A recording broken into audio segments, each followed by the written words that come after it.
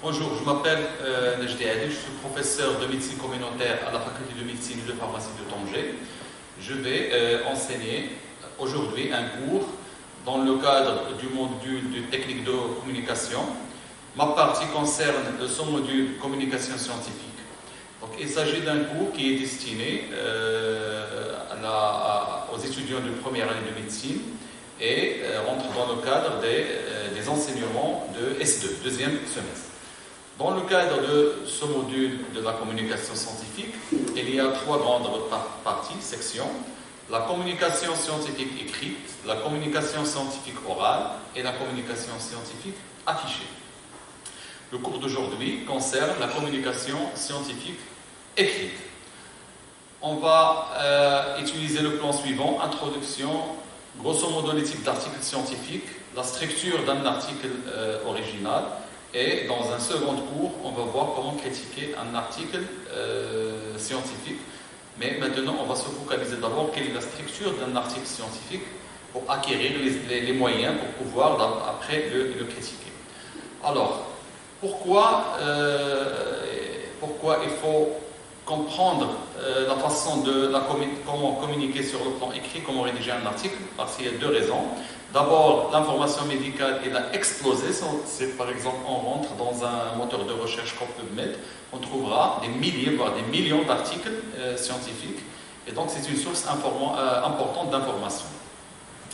Ceci est bien, mais en contrepartie, il y a le souci quand même de validité scientifique. Parmi ces publications, quelles sont les plus pertinentes, c'est-à-dire dont les résultats sont les meilleurs, sont les plus utiles à notre pratique quotidienne.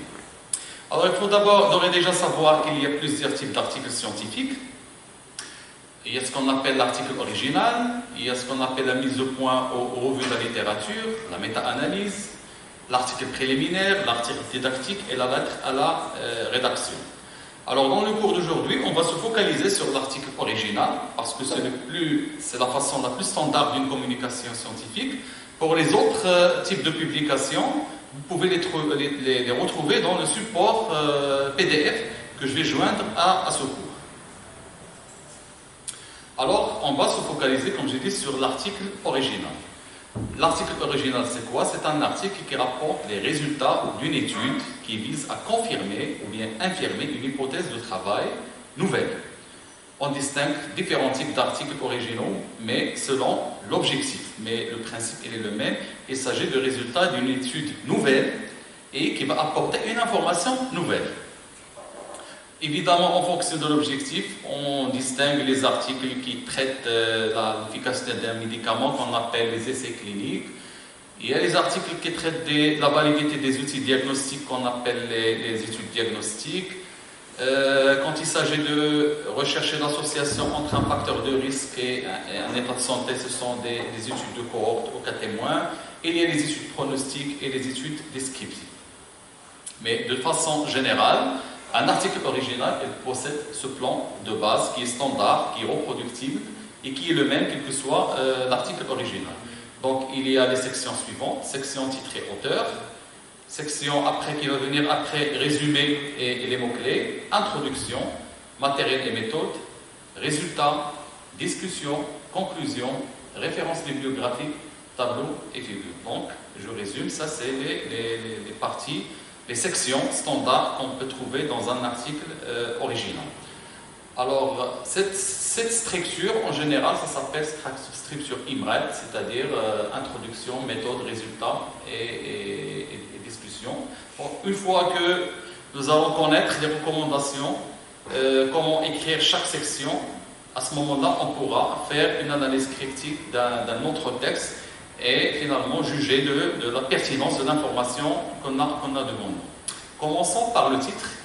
Il doit être bref, clair, sans abréviation, avec un maximum d'informations sur le sujet de l'article et bien sûr avec un minimum de mots. Donc c'est un équilibre entre la quantité et la qualité. Il doit également refléter exactement l'article, c'est-à-dire que si je lis le titre, je dois avoir déjà une idée de ce qui se trouve dans l'article. Il doit être évidemment attractif, sélectif, mais évidemment sérieux, rigoureux et non provocateur. Après le titre, il y a section auteur. Il faut savoir que dans cette section, il y a un ordre. Et le premier auteur, c'est celui qui a rédigé. Le dernier auteur, c'est celui qui a initié le projet ou bien le travail. Et puis les autres en fonction de leur niveau de contribution dans l'article.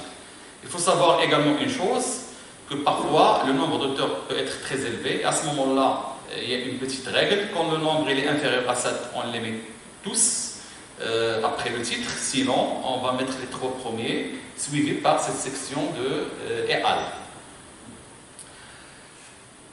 Pourquoi finalement mettre les auteurs? Parce que tout le monde, quelqu'un qui a contribué dans une étude, a envie que son nom apparaît. Il y a beaucoup d'arguments, on peut citer beaucoup d'arguments pourquoi on doit être cité dans une étude.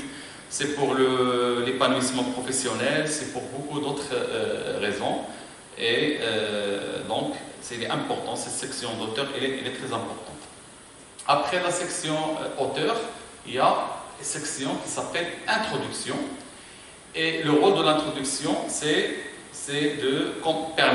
doit permettre de comprendre pourquoi le travail a été entrepris et quel était son objectif. Donc, il a un objectif informatif, donc apporter au lecteur les éléments nécessaires et suffisants à la compréhension de son travail. Donc, c'est une passerelle entre les connaissances qui existent déjà et les connaissances qu'on va chercher à travers ce travail. Donc, il y a il y a une structure de cette introduction. Il faut d'abord commencer par ce qui est général, après le contexte de notre étude, et finir à la fin par l'objectif précis de notre travail. Il ne faut pas oublier que chaque affirmation, chaque idée mentionnée dans l'introduction doit être référencée. Donc, c'est une partie qui témoigne que nous avons fait une bonne revue de la littérature avant de commencer à faire notre travail.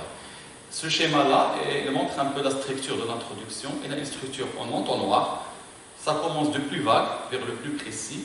L'objectif, c'est qu'à la fin de l'introduction, le lecteur doit savoir qu'est-ce qu'on va faire par la suite.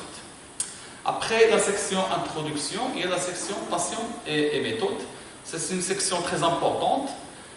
Son rôle finalement, c'est de permettre au lecteur de reproduire toute l'étude. C'est comme une carte ou bien comme un plan pour un architecte, si on peut faire cette analogie.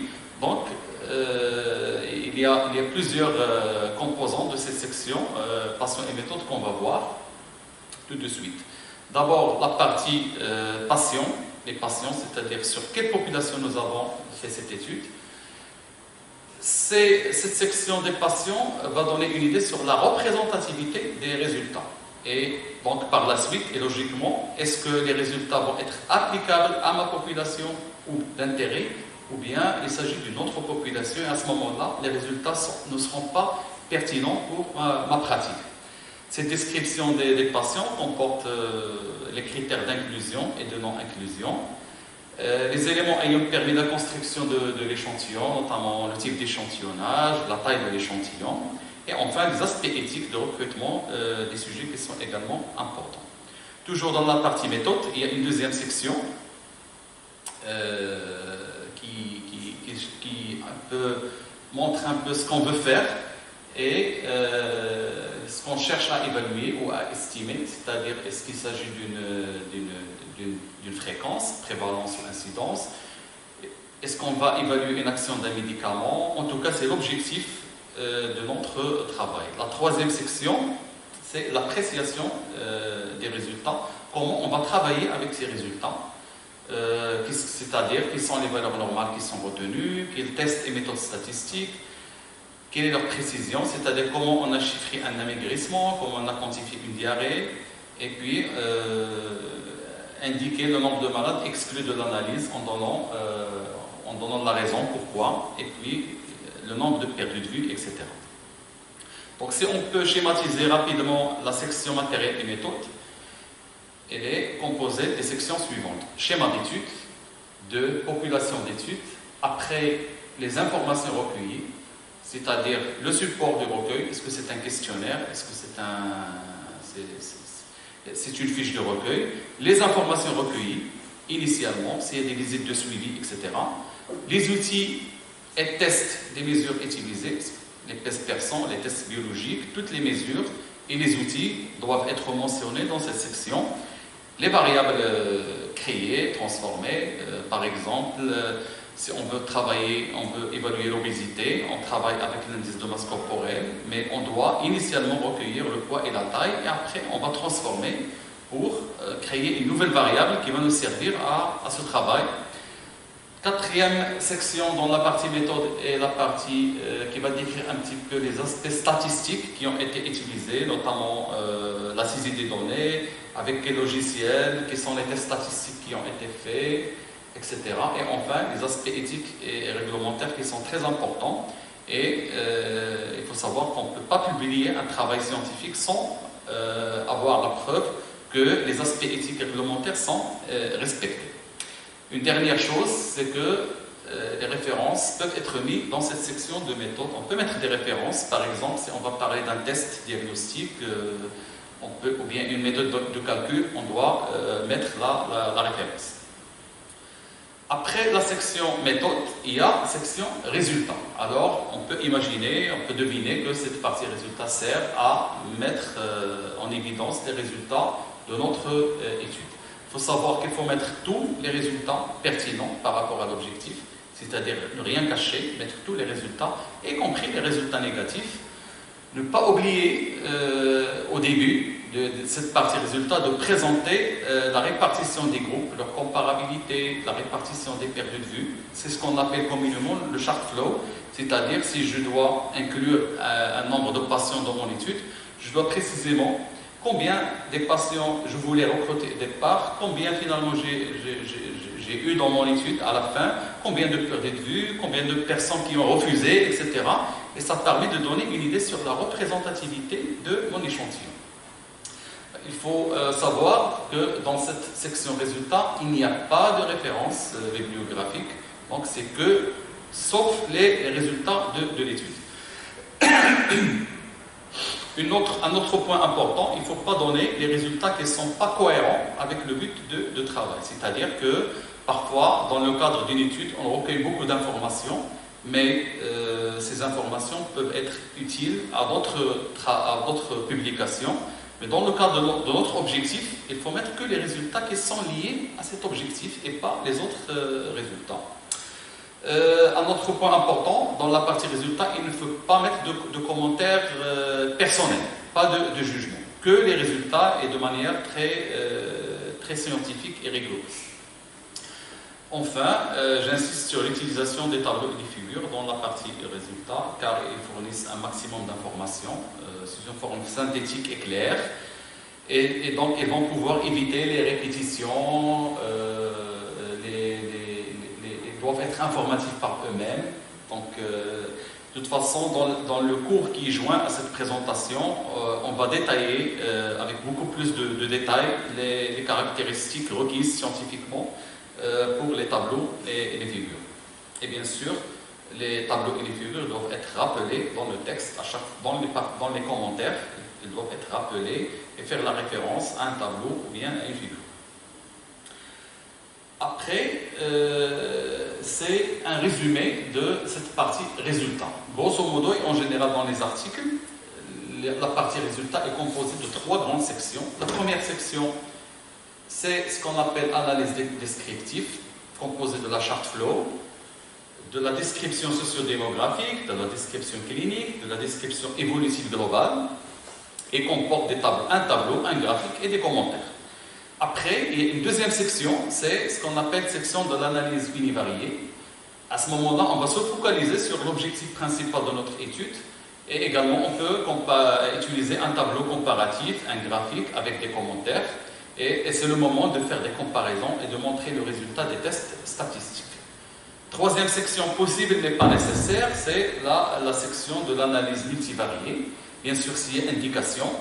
Par exemple, si on met en évidence des facteurs de confusion, surtout dans les études observationnelles, à ce moment-là, on ajoute un tableau plus un commentaire concernant l'analyse multivariée.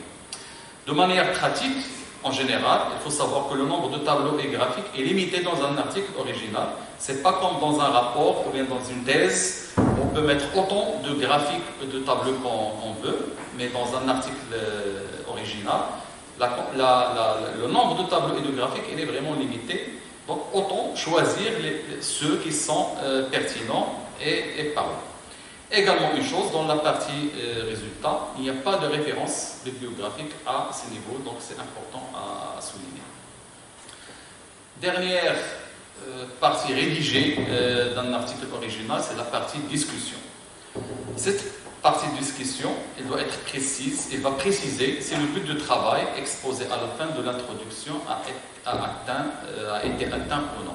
Donc c'est la mise au point de tout le travail. La partie discussion a la structure suivante. D'abord, par un paragraphe, commencer par rappeler rapidement c'est quoi l'étude qui est l'objectif principal. Après, il faut commencer à discuter ces résultats, mais à la lumière de la littérature. Et donc, à ce moment-là, on a le droit d'avoir des jugements personnels, de faire des commentaires de nature plus subjective. Et il y a une autre section à la fin qui va évaluer un petit peu qui sont les faiblesses et les forces de cette étude, c'est-à-dire une autocritique. Ça également, il est très souhaitable de mettre ça dans la discussion. Ça montre que nous sommes conscients de notre faiblesse, mais on va mettre en avant également le point fort.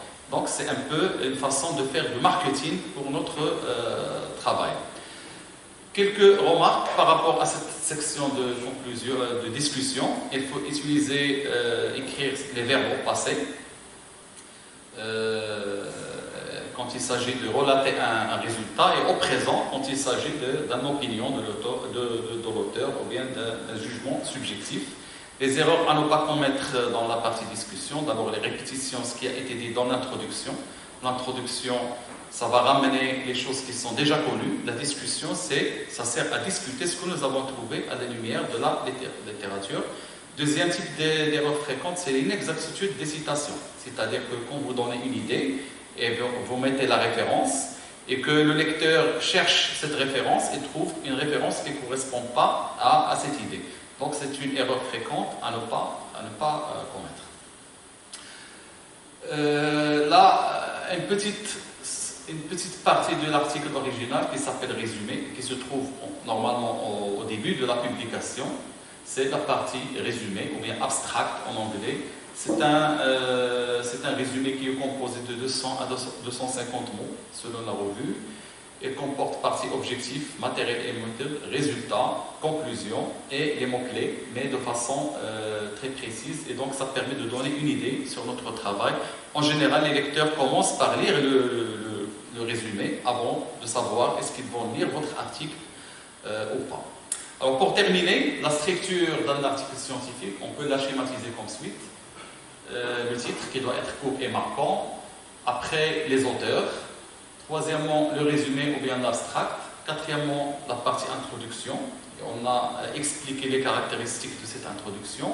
Cinquièmement, partie matériel et méthode. Sixièmement, partie résultat. Septièmement, partie discussion. Et huitièmement, partie conclusion, dans laquelle on va parler d'un résumé bref de la question, des avancées, mais surtout des perspectives dans l'avenir. Et enfin, la partie qui est réservée à la bibliographie, qui sera abordée dans une autre vidéo. Et je vous remercie.